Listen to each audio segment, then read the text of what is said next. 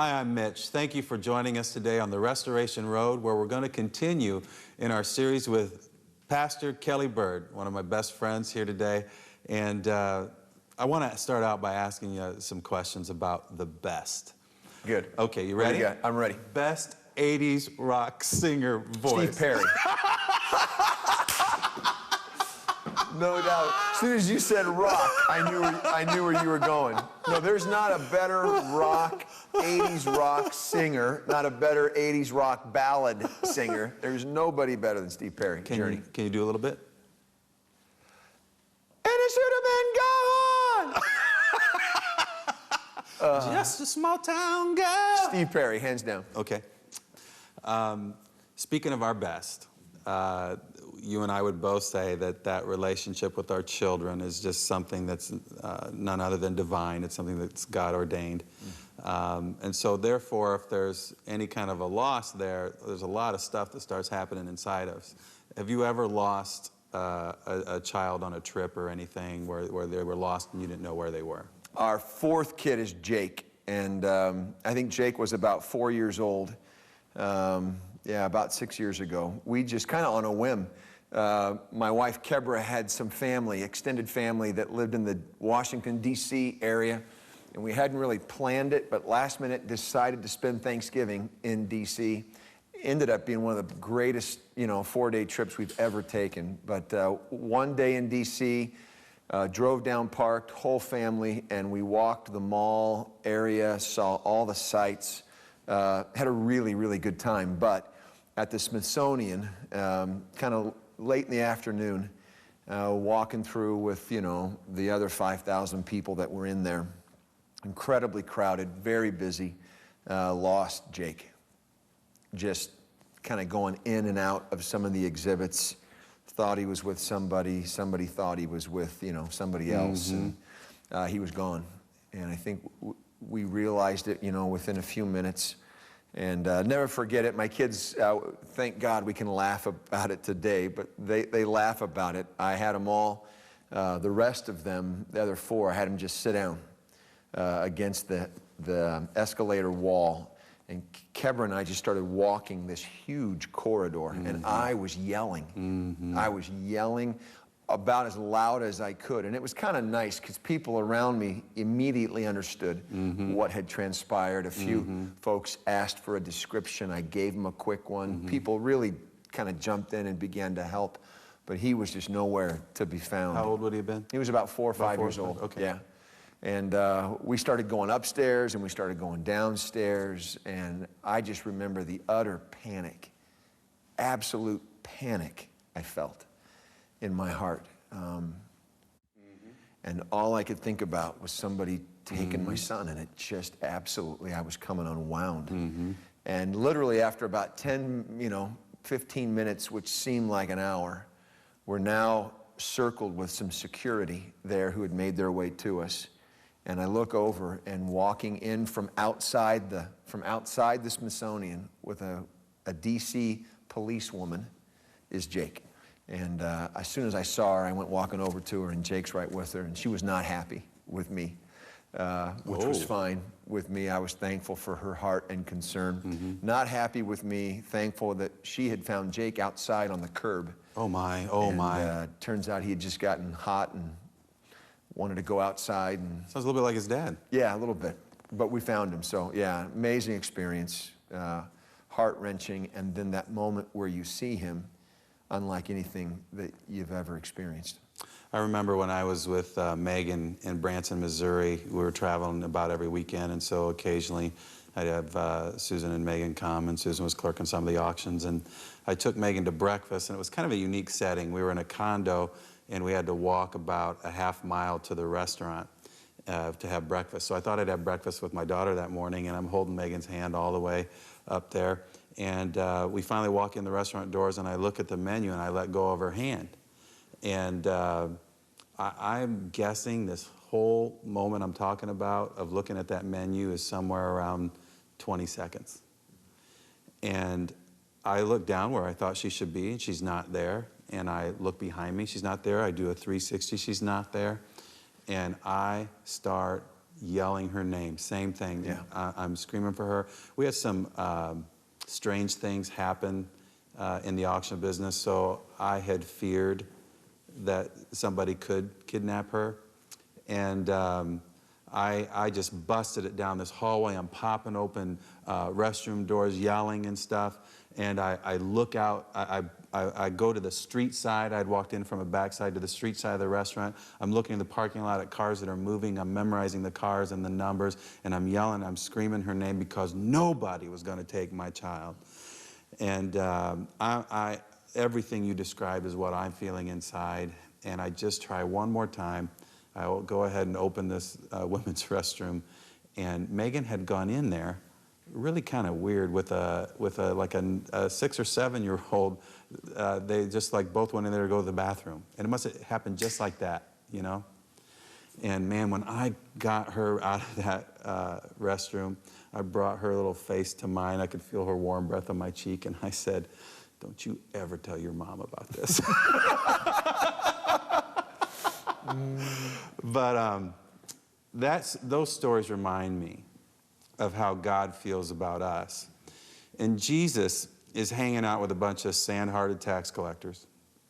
And the stone-hearted Pharisees don't like it. In fact, in Luke 15, it has sinners in quotes on what they're referring to. Why is he hanging out with sinners? And Jesus tells this trilogy, and you know it well. He talks about, first, it's all one parable. 1 of 100 sheep is lost. And then he starts decreasing the denominator, that's the number on the bottom of the fraction, to increase the value. So he goes from 1 of 100 sheep to 1 of 10 coins. And then he does something really important. He goes 1 of 2 sons. Yeah. And I think, and you would see it this way too, that parable probably follows three flows, 3 scenes, three movements. And the first one is that something of value is lost. Outside its gate of where it should be, you know. The second is that that value warrants an all-out search, and specifically in the context of the parable on Restoration Road. And third, when what's lost is found, there's an all-out celebration of that restoration of life. So let's talk about that first scene. The younger brother goes up to his dad and he said, "Hey, I want my inheritance now." And that was a huge cultural insult to the father. You remember that? Yeah. And it's like saying to him, "I wish you were dead." And then he doesn't just want the inheritance or the land, and their identity as a family would have been in the land to the listeners, but he wants the right to resell it, to turn it into cash. Yeah. Be kind of like the picture of seeing family farms get sold when they couldn't afford the farms in bad times. And Jesus is, in his story, the father does something totally atypical of a Middle Eastern patriarch. He grants him the request and he gives him the right to resell it. And don't you see a little bit how in God's grace and in God's allowable will, he knows that he created us with the will, and sometimes we even do choose journeys apart from him. I have, you have. Yeah. Do you see that? Absolutely. I mean, it's just amazing there, but it's blowing the minds of the people that are hearing it. Right. So the son goes off, and he does a sand-hearted living. It doesn't go so well, does it? No, it goes poorly. And he loses everything he has, right? And scholars debate on this little speech that he has, that he says, you know, I'm going to go back. I'm gonna go tell him, hey, I've sinned against you. I'm not worthy to be called your son. Make me one of your hired men. And he's also said, you know, gosh, here I am starving to death. In Restoration Road, I do a little one-for-one on how I think he's really saying that he's insignificant, discontent, insecure, and life is out of control. Yeah. But he's going to go back and ask for mercy. He knows he deserves justice. He's going to ask for a little less than what he deserves. He's still going to have his own earn-out plan on righting his relationship with his father. So, you know, there he is, spent, lost, with pigs, not a good place for a Jewish boy to be. And he's coming a little bit to his senses, and he's going to go head that way. Scene 2. It warranted an all-out search. What's his father doing? Yeah. What's his father doing when he's heading back? Well, he's at the head of the road, and the text would indicate that he's been there. The text would indicate that he's at a point there on the road where on a regular basis he's been, if you will, scanning the horizon, looking, searching, hoping, trying his best to be aware if by chance the son would be spotted. And sure enough, on that day he was. So the father who gave the inheritance now runs on the horizon, runs to him outside the city gates. And what's really interesting to me is that 2,000 years ago, a father would never run. Only a woman or a child would run. Yeah. So again, this is blowing the minds of the audience. We got a father who gave an inheritance and the right to resell it, and we got a father who ran. And the son starts to try to get a speech out, and the father stops him short. And he does 4 things. It's really interesting to me how this shakes out. He does 4 things right there at that moment. He says, quick, put sandals on his feet. Sandals delineated a slave from a son. So that meant he was not going to be a slave like he was thinking about being a hired man. He was going to be a son. And that's a sign of significance found in the father's love. He said, put a ring on his finger. That would mean that he could commit the family business. Represent the family. Yeah, it would always be on his finger. It meant that he would have his desire for control satisfied in the father's power of who he was. He said, let's put the best robe on him. And the best robe would have been the father's robe. And what's really interesting about that to me is it's kind of like a security blanket. He has whatever the father has, he can have, and he's putting it on him, and it's in that desire for security satisfied in the truth of who the father is. The best that the father has is given. Exactly. Just like God did in the Garden of Eden. Absolutely. And just like God did with Christ. Yep. So the final thing's really, really amazing. He said, bring the fattened calf, and we're going to celebrate this restoration of life. Now, if the fact that it was a fattened calf meant that the family would not perform katatza on the young son, because back then, if a Jewish boy lost his inheritance to Gentiles, they would perform katatza, which was a funeral for him while he was still alive. His kids would no longer be educated in the synagogue. He would be kicked out. But a goat would have meant he was going to reconcile with the family, but a calf meant that the father who had the authority would reconcile him outside the city gates to the whole community. To the whole community. Big statement. So that's a picture of contentment, being satisfied in the peace, the reconciliation, with the Father. You've been there, right? I've been there. We've been sand-hearted. We've pursued significance. We've pursued security, control, contentment apart from God. And how'd it leave us? Empty. Empty. Insignificant.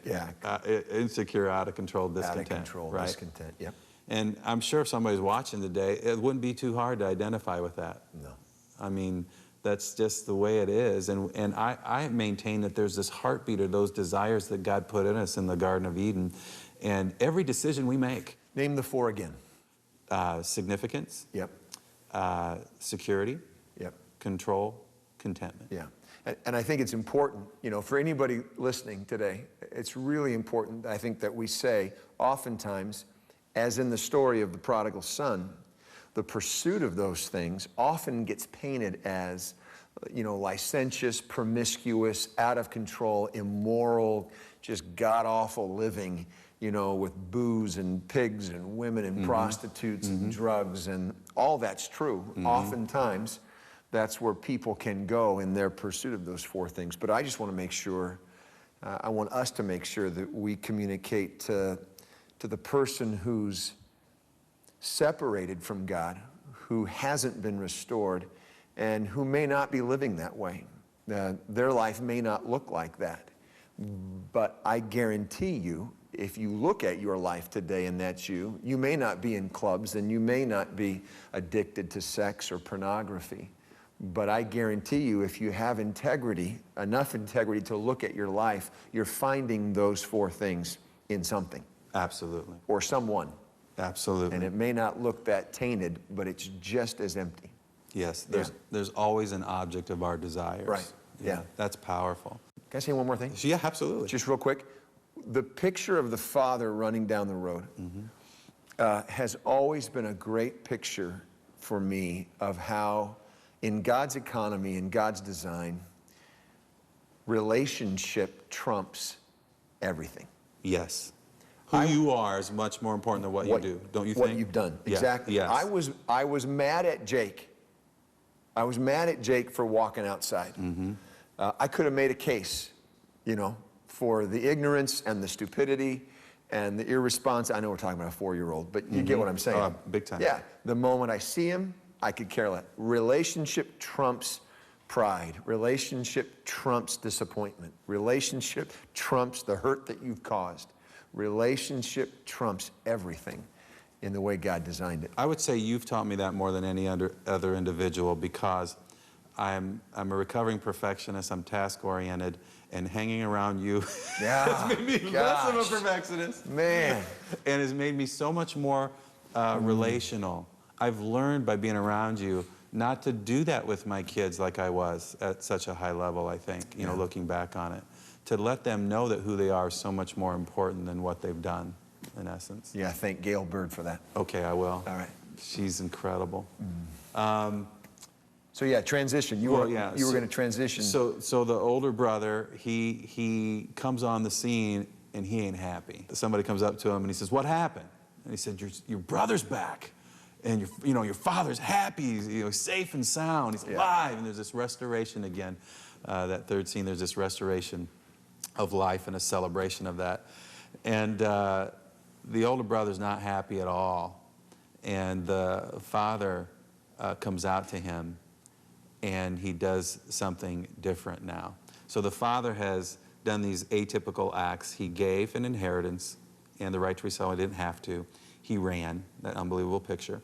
And then what we talked about was he restored him back to what he was, because of who he is. And then finally, he pleads now with an older brother. Now, what a lot of people don't get right away is that we're nearing the climax of the story, and the climax of the story is the stone-hearted brother, older brother, who's a picture of the Pharisees listening. Yep. And this older brother does an equally as, I guess, rude of an insult as what the younger brother had done when he says, "I'm not going in. I'm not going to celebrate." Yeah. And then the father does this pleading that's really amazing. He says to him, my son, you are always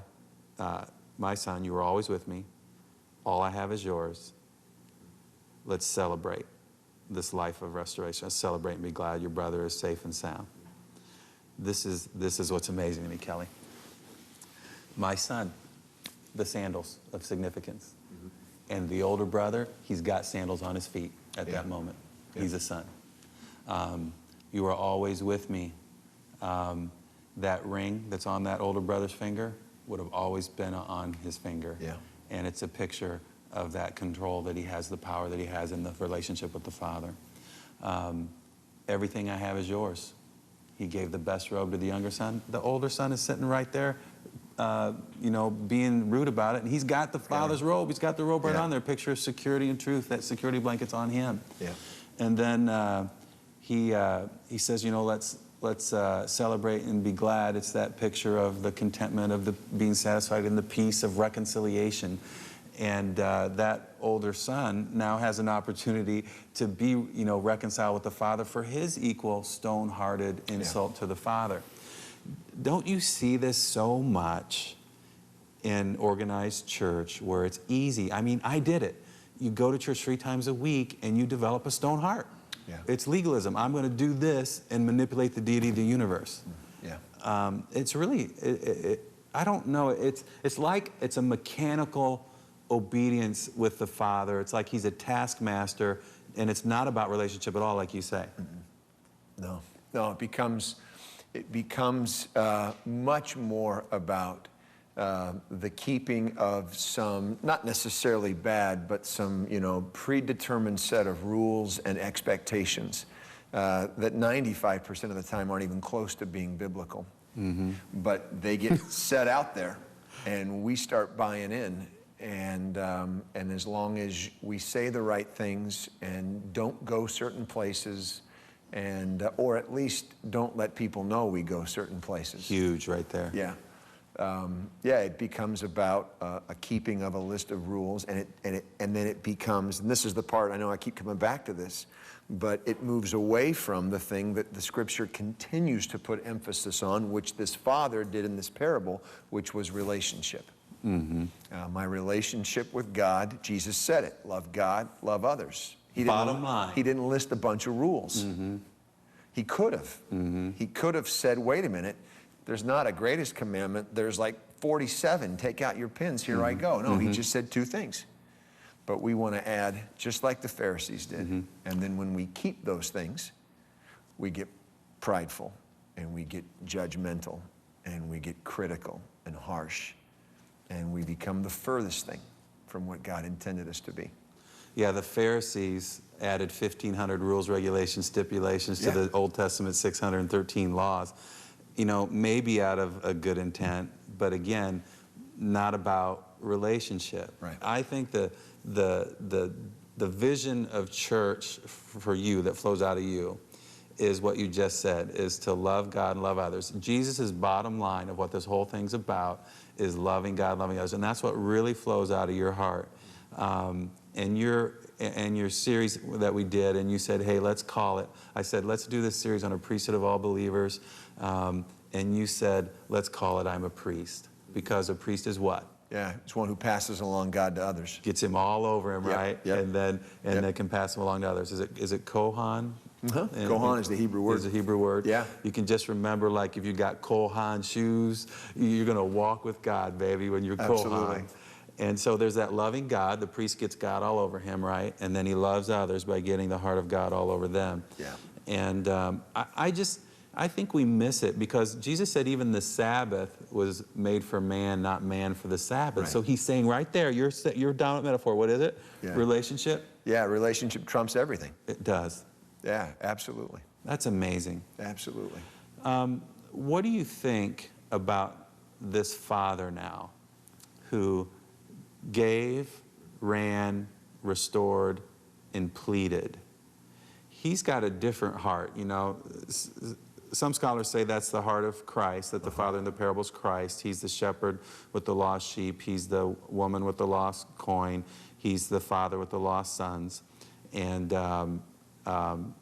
you know, and in a way, it's also a picture of God the Father. Right. But he has a clay heart.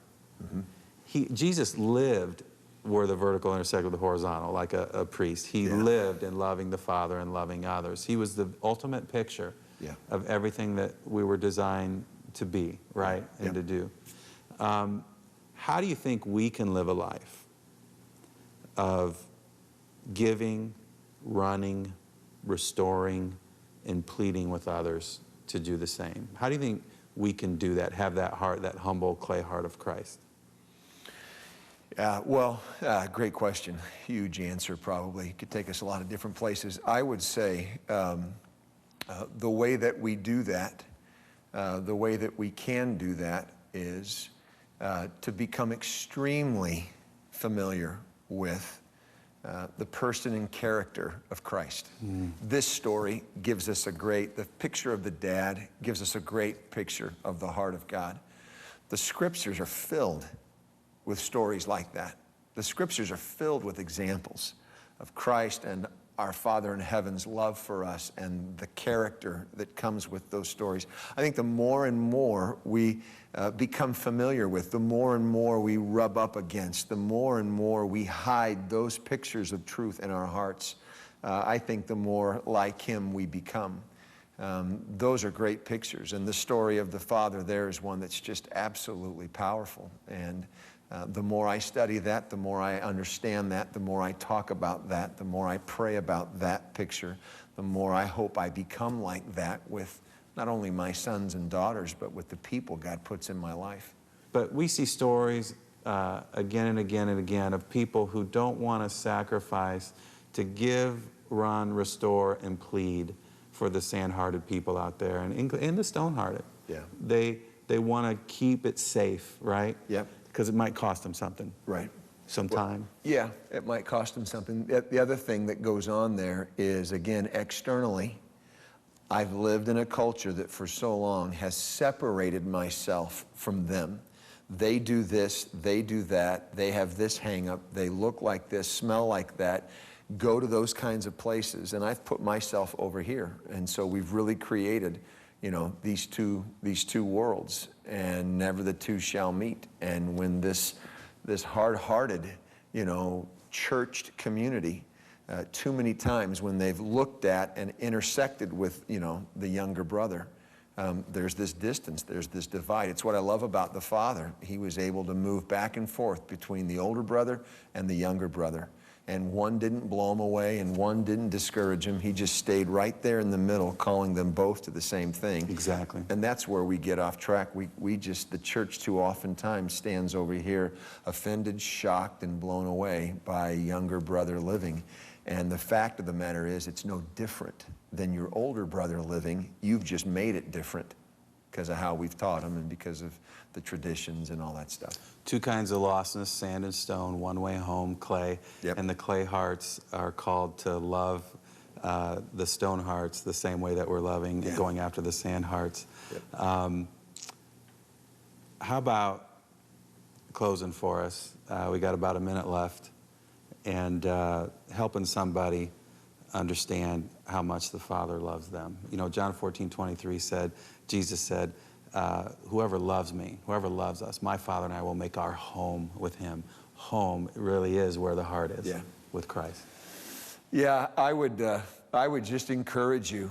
And again, like we did last time, and I mean this, Mitch means it when we say this, I would plead with you because there's that much on the line, that you would come to an understanding, that you would be open to the realization that God's love for you is so intense.